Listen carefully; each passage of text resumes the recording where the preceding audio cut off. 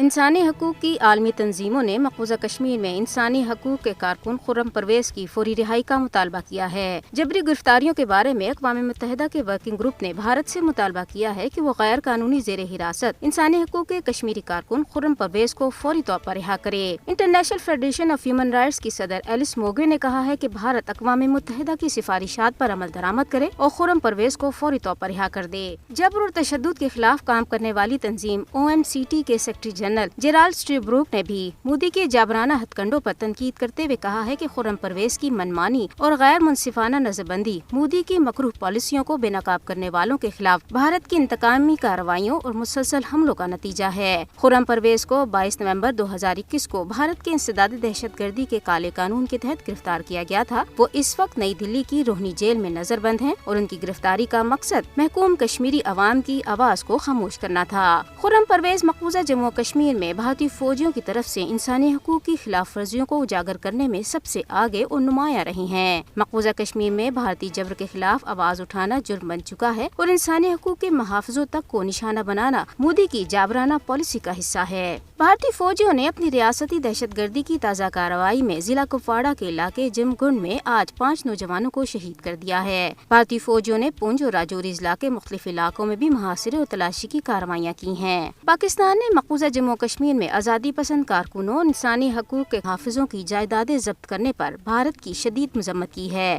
دفتر خارجہ کی ترجمان ممتاز زہرا بلوچ نے پریس بریفنگ کے دوران کہا ہے کہ بھارتی ایجنسی SIA نے 2021 میں اپنے قیام کے بعد سے اب تک مقبوضہ جموں کشمیر میں 124 جائیدادیں ضبط کی ہیں۔ امریکی خلائی ادارے ناسا نے شہرہ آفاق جھیل وولر اور جھیل ڈل کی ابتر حالت کی طرف توجہ مبذول کراتے ہوئے انکشاف کیا ہے کہ دونوں جھیلوں کے پانیوں میں متواتر کمی واقع ہو رہی ہے۔ بھارت سے منشیات کی بھاری مقدار پاکستان اسمگل کرنے والا بھارتی ڈرون سرحد کے قریب پاکستانی حدود میں گر کر تباہ ہو گیا۔